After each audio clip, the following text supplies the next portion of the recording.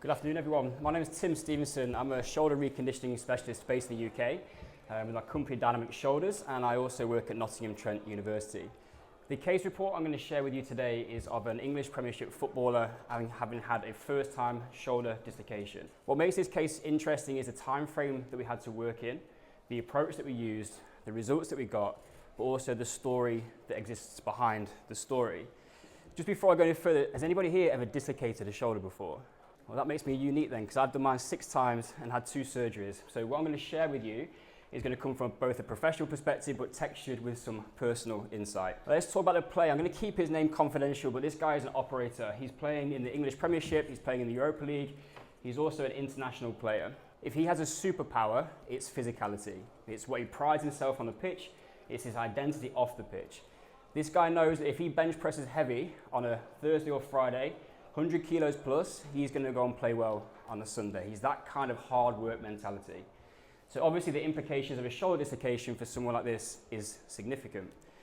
And he's also a man of few words. So pressing him, given that the case brief for today was to share the athlete's voice, was a bit of a challenge. So give me some grace that he's not most forthcoming in some of his descriptions of the process. The dislocation itself happened in the first half of a Premiership game. His arm was forced into horizontal extension and abduction, fairly typical mechanism. The shoulder went back into place and he finished the half, which tells you a little bit about his character. He reported to the physiotherapist at half-time that he thought he dislocated his shoulder, and that was confirmed via an MRI scan the following day. The first time I went in to meet the player, his bias was very much in the realm of, I need to go down the surgical route. The physio, however, had a more of a conservative approach, and that would be the standard protocol following a first-time dislocation. But we needed clarity because there was a lack of alignment between the physio and what the player thought that he needed. The player needed to buy into the process. That was a brief from the physio. He needed to trust the process and trust the outcome. So the intervention that we designed needed to be engaging. So we had an orthopedic follow-up appointment, which gave us a 4-week window to work in. And the decision that happens here matters. This is a research paper showing 90 first-time shoulder dislocations over a 10-year period in the Bundesliga. The average time loss for a non-operative route, conservative, is 24 days. If we go down a surgical route, it's 103 days, which obviously represents a significant amount of time. What's not always spoken about with shoulders, though, is the injury recurrence rate. And in this study, the recurrence rate, whether surgical or non-operative, was 24%. If we look at other sports, that rate increased to somewhere around 60 to 80% in contact sports. There's a high chance of recurrence. And the thing that we don't always talk about, and that the player that I was working with won't talk about, is the fear that goes along with the shoulder dislocation.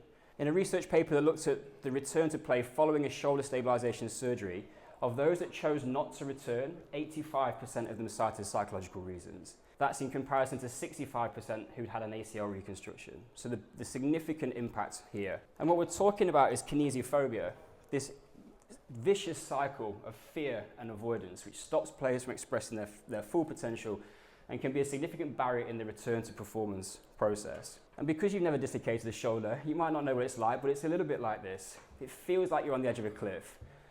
The physiotherapist might have cleared you to go back to play, you might have passed the tests, you might have done some fairly low intensity rehabilitation, and they say you can go and play. And this was my story.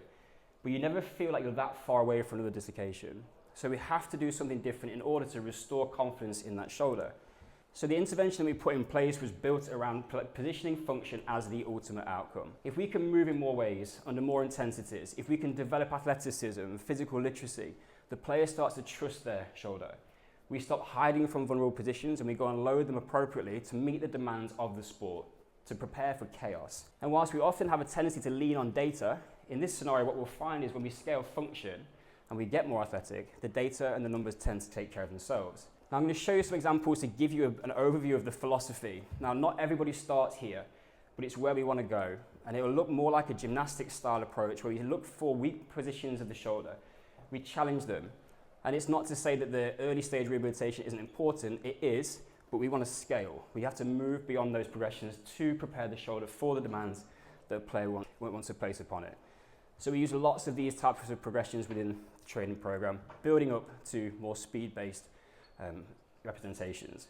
I'm not going to spend too much time on the data because I really want you to take away from this presentation that not everything that counts can be counted.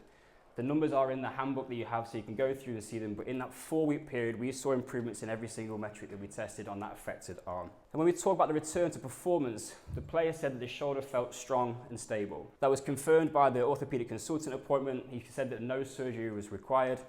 We had 0 time loss during the intervention period, and he's now 12 months post-injury and had 0 recurrence. So what we did gave us a fantastic outcome and helped the player to avoid a surgery. So what it means for football, it strikes me that we maybe have something of an elephant in the room. We spend a lot of time talking about certain key subjects and areas, and we're very knowledgeable in those areas now. However, when we look at the breakdown of the presentations across this conference, I did an analysis of all the presentations, of over 320. The shoulder represents around 3% of our conversation, which sheds a light on how well do we know the shoulder, particularly when we think about potential for time loss, the risk of recurrence, and the psychological impact on players, which may affect their ability to return to a high level of performance. So I'm going to leave you with a quote from Adam Grant's fantastic book, Think Again. He said that if knowledge is power, knowing what we don't know is wisdom. And we should all want to be wise practitioners, because we can then find what our blind spots are. We can learn the information that we need so that, not if, but when a player suffers a shoulder dislocation, we know what we're going to do to provide the best possible support to get a successful return to performance. The thing we need to take away is that when it comes to shoulder injuries, the burden is not absent, it's hidden. Thank you very much.